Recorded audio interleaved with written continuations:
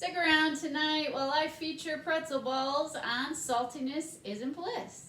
I'm so glad you're here. Let's get started. We want to preheat our oven to 400 degrees.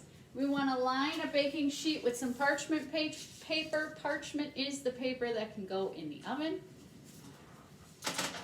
And we want 1 crust of pizza dough. Now in this case, the crust is flat, as pizza dough would be. And so we really, are you serious? So our pizza crust is totally flat. We don't want it flat. So what we're gonna do is we're just gonna roll it, assuming it cooperates here. We're gonna roll it into a long log, if you will, kind of what I thought it was gonna come out of this as. But it had the paper all in between it, so that's why it kind of unrolled flat. But so let's just roll it up, and as soon as I get that done, I will show you what that looks like.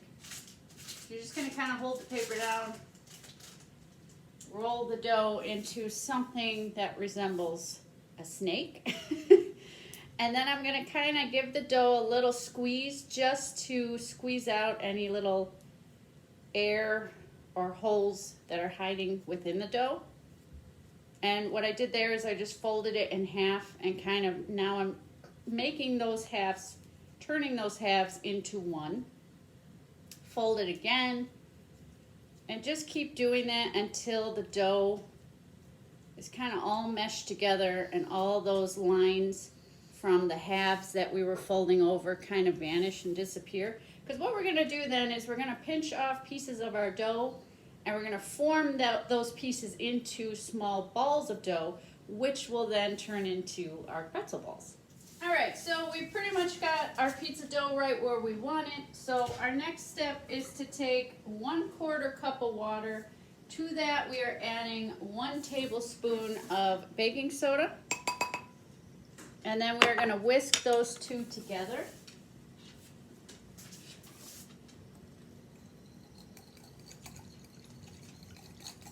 So you will have kind of a cloudy water situation there.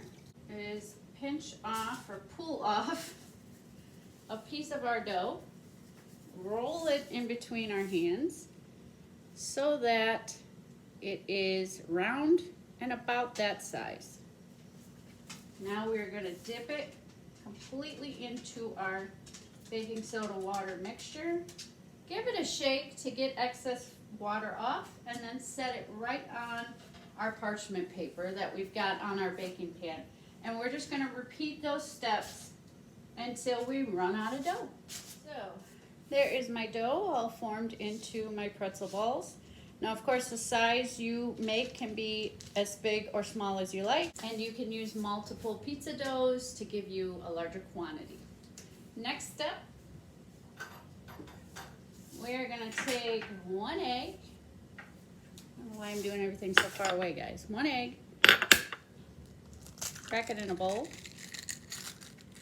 And then we're going to get the shell out, which I usually don't have a problem with. And then we're going to beat that egg. I just like to use a fork. Next step, we're brushing our beaten egg onto our pretzel balls. I like to work with a silicone brush. You can use anything that is handy and works for you. So we're just going to put a nice yellow layer on there. These will go into a preheated oven for 10 minutes. We will take a look at them after 10 minutes, and the goal then is to turn the temperature up and cook them for an additional 5. There they are, all brushed with our egg, and now going in the oven. I will see you in 10 minutes. Okay, so our pretzel balls have been in the oven about 10 to 12 minutes. They're looking great. They've got a nice little golden hue to them. So our last and final step, 2 steps I should say, turn the oven up to 425. And now we are going to brush some unsalted butter that we have melted onto our pretzels. So this usually would be the step where we would do unsalted butter and then salt. We're not going to do that. We're trying to reduce our sodium intake and reduce the salt that we use, or just eliminate the salt that we use with our cooking. So we are going to melt that unsalted butter. I did 1 tablespoon, but of course you will tweak that depending on how many pretzel balls you have. I have 11, and you will melt that and then just brush that right on top. Put those in the oven that we've now turned the temperature up on for another 5 minutes. Get a load of these guys. How amazing do they look? I've got some cheddar cheese down here to dip them in. Oh, the last couple minutes they cooked in the oven, they just started to really smell like pretzels. Just so delicious. And in addition to pairing them with cheese, which of course you can pair them with anything under the sun that makes your heart and your taste buds happy, I also just whipped up a pot of my broccoli cheddar soup for dinner. Just some good old comfort food for this chilly fall weather. This is on my channel too, Cheddar Broccoli Soup. Check it out. Thanks so much for watching. See you next time.